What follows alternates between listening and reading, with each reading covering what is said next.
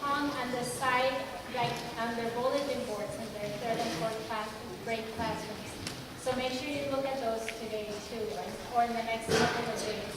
But we're celebrating a beautiful feast, and the sixth grade are very ready, and they've been practicing very hard, and we're going to get started. So, see y'all.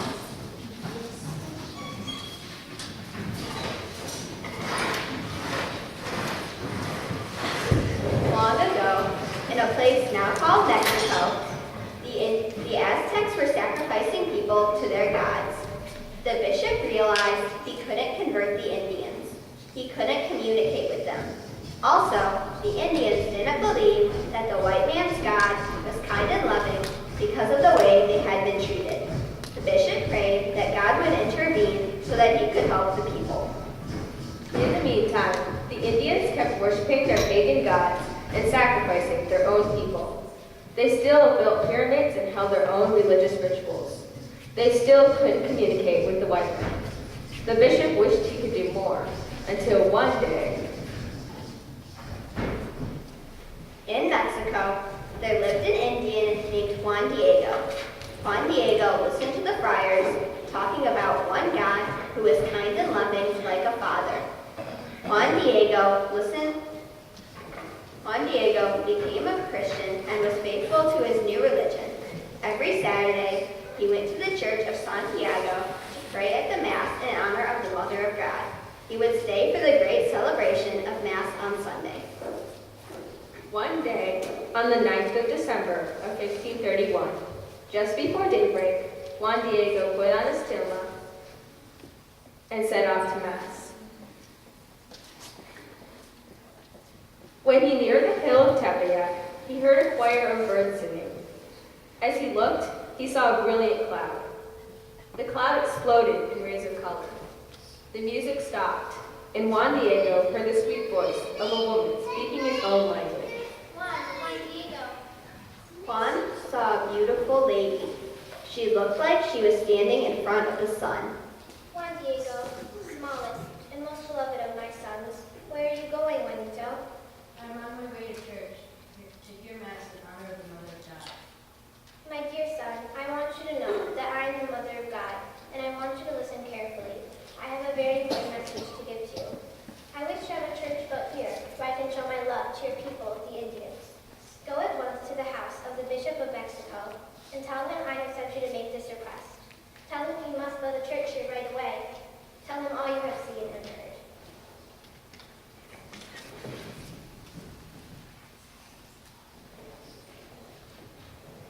Juan pushed his way through the crowds of the city of Mexico.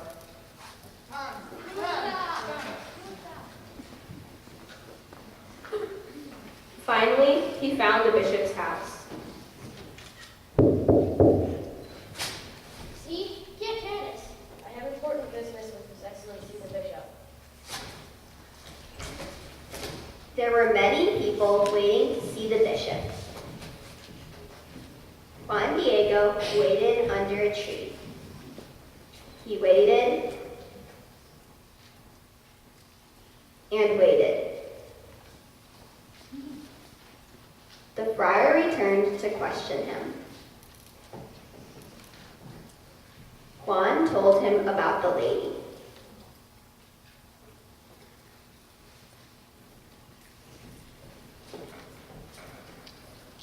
Still, Juan Diego waited. Late in the afternoon, he returned.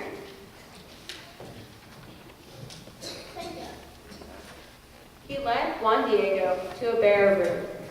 Sitting on a raised throne sat the bishop. What is it that you wish of us, my son?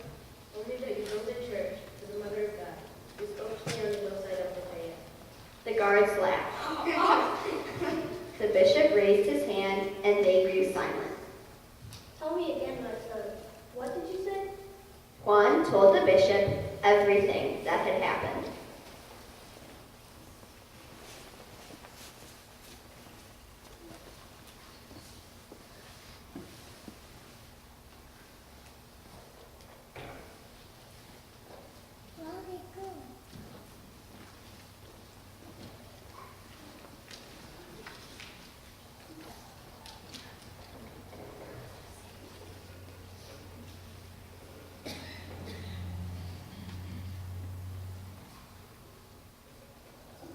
Although the bishop had many private matters of state to attend to, he said he would think about it and told Juan Diego to return within a few days.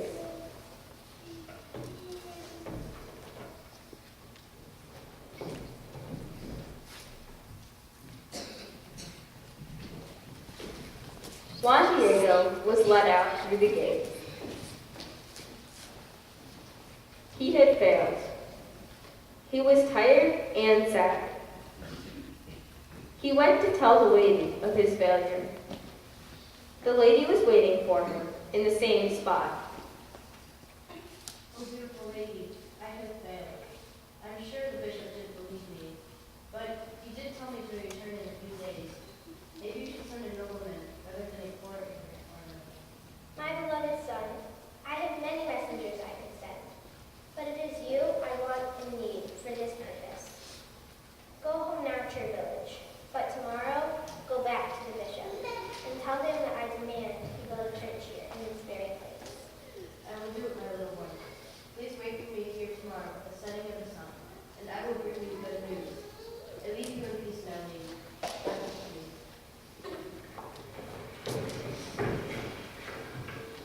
Juan Diego lived with his uncle Bernardino, whom he loved very much. He was his only living relative and was also a Christian.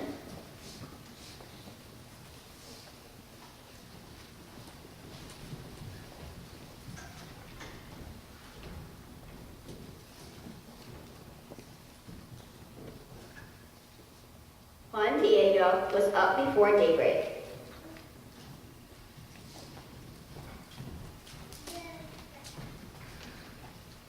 After praying,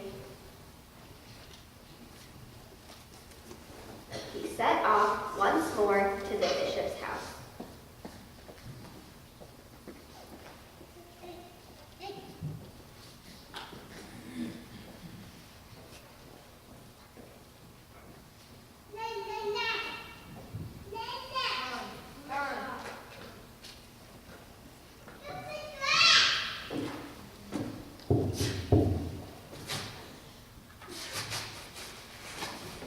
After knocking,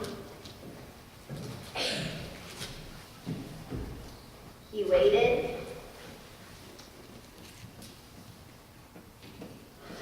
and waited to see the bishop.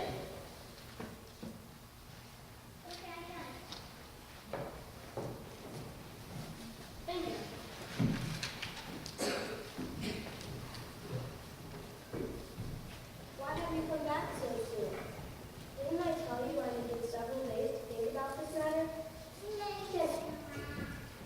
He questioned Juan Diego again and was impressed with his sincere answers. Juan, I can't just build a church. I need you to ask the lady for a son. The sign will make it clear that she's indeed the mother of God. It is truly your wish that this church be built. Of course, your lordship. Just choose the sign, and I'm sure the lady will be happy to provide it. Let her choose the sign.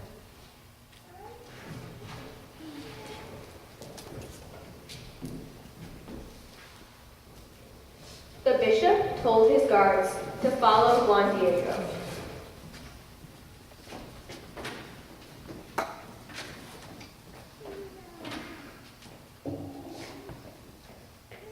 But he disappeared from their sight as soon as he crossed a bridge.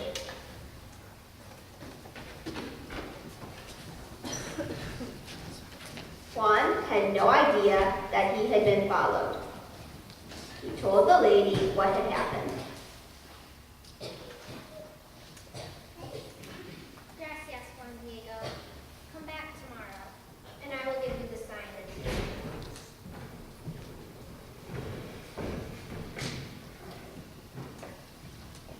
As Juan Diego approached his home, his neighbors were waiting. Juan Diego, tu tío está enfermo. Juan Diego, your uncle is dying. Juan Diego loved his uncle like a father, so he rushed to his side. All night,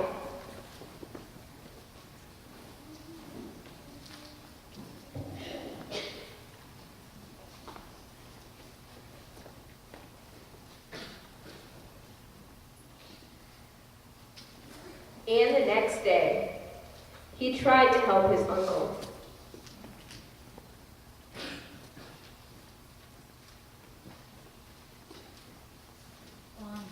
Juan, bring me el padre. Bring me the priest.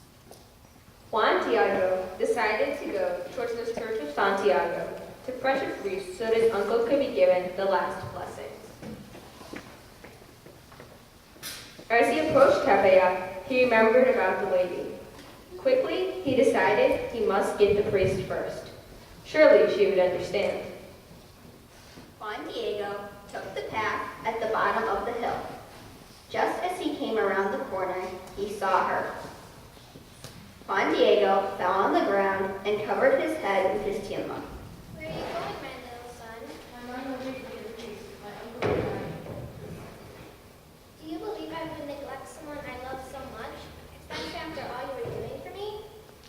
Do not be concerned for your uncle. He will not die of this fever. In fact, he is already cured.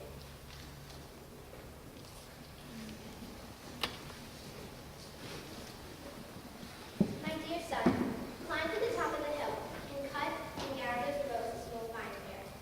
Collect them in your tilma and bring them to me. I will tell you what to do and to say. It was winter, and Juan knew that no roses grew on the hillside, but he believed the lady with his whole heart. When he got to the top of the hill, there was the most beautiful garden he had ever seen. Roses of Castile as far as he could see. He cut the best blooms.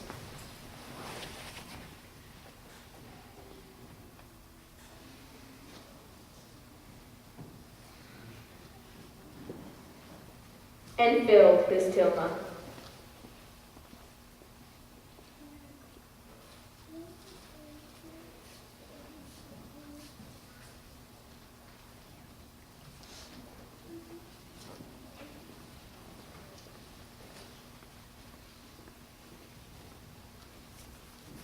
He then returned to the lady. She was waiting. The lady took the roses,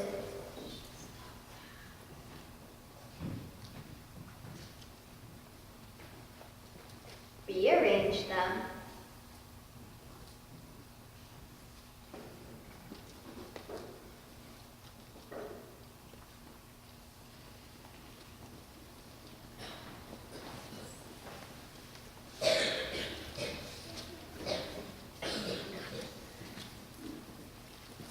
and put them back in Juan's tilma. Then she tied it around his neck. This is the sign that the bishop wants. Go quickly and do not stop along the way. Do not show anyone what you are carrying. When the bishop sees the sign, he will build the church.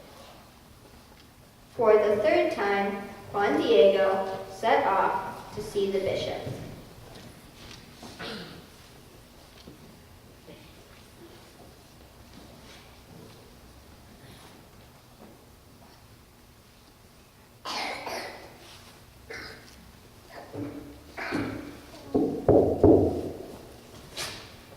After this too, not again.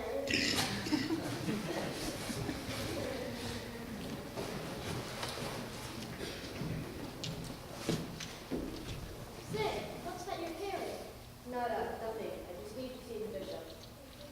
Juan Diego refused to show anyone what he was carrying.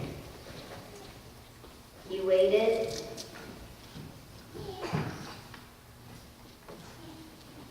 and waited.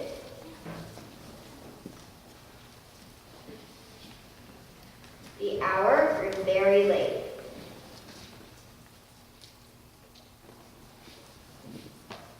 Finally, the guards brought him before the bishop.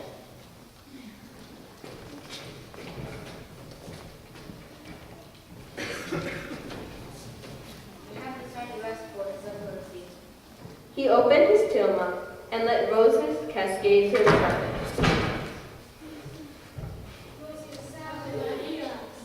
Juan Diego stood holding open the tilma. Suddenly, Juan Diego realized that no one was looking at his tilma. Everyone was looking at his tilma. Who gave you my son to my dad? The bishop helped Juan Diego untie his tilma.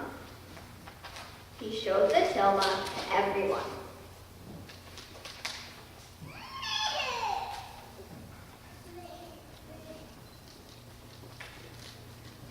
And a procession was formed with the bishop holding the miraculous painting.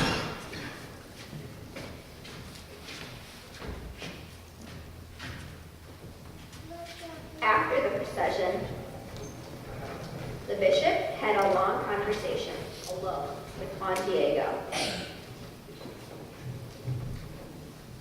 The bishop carefully wrote everything down.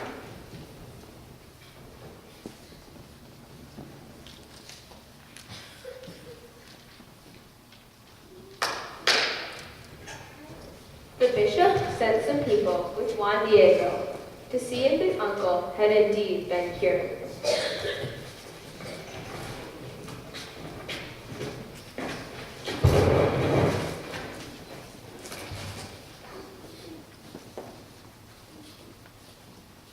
Sure enough, Juan Bernardino was waiting. Juan, estoy again. I am fine. A beautiful lady of foot appeared to me at the point of death and said that it was her wish for a church to be built on the hill of Tepeyac. That is where I saw her. She said that she wished that the painting was to be called Our Lady de Guadalupe.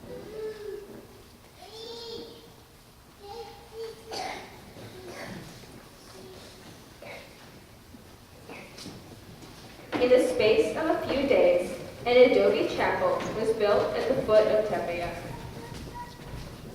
The miraculous painting was placed there, and a hut was built for Juan Diego next to it. Juan Diego spent the rest of his life taking care of the shrine. Eventually, a great church was built there, and to this very day, millions and millions of people come to see the miraculous image in Mexico City and pray to ask Our Lady of Guadalupe for her intercession. She says to us as she did to Juan Diego, "Let nothing alter your heart. Am I not here who am your mother? Are you not under my shadow and protection? Are you not in the folds of my mantle? In the crossing of my arms? Is there anything else that you need?" You can join us in the back of your program. We have that prayer, so we can say it all together.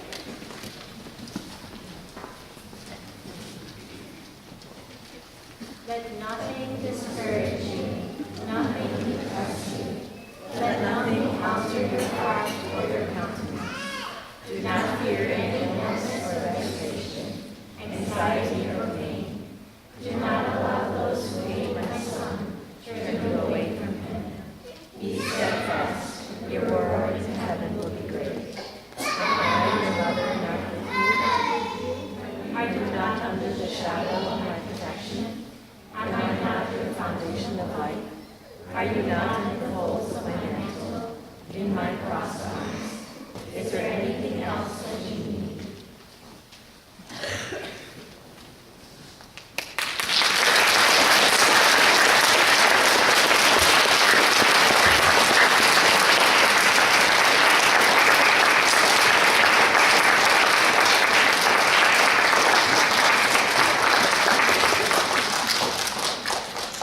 They did a great job. They've been working very, very hard. One of the things that really struck me, it's interesting, every year, I love to read this story. I go over it again. I love to read what she said to Juan Diego and how Juan Diego answered. And I just loved his trust when she said, "Go to the top of the hill." He'd been there the day before.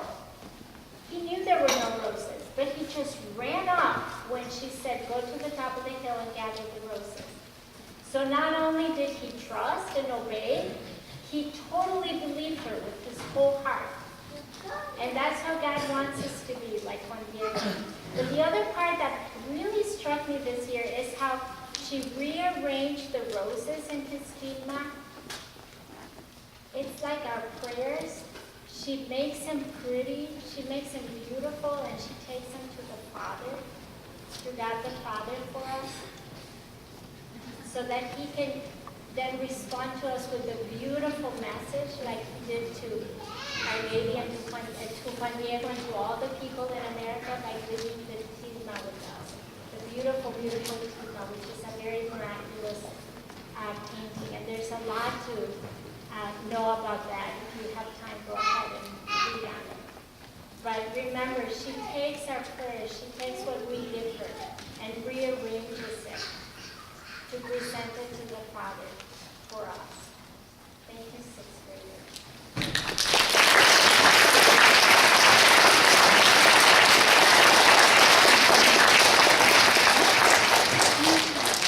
We want to take this special opportunity to thank Senora Anilu for all of her hard work with these wonderful students.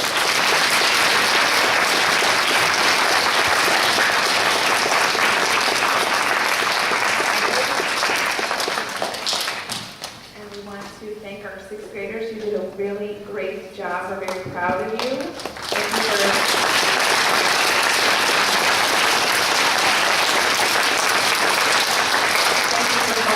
prepare for this feast day that's coming on Saturday. And thank you to all of you. You sang so beautifully at Mass. It's hard to sing in Spanish. The words kind of run together. It's really hard to do. So you did a really great job. I'm very proud of you. Thank you very much. Thank you all for coming and supporting our students, our budding actors and actresses. Thank you.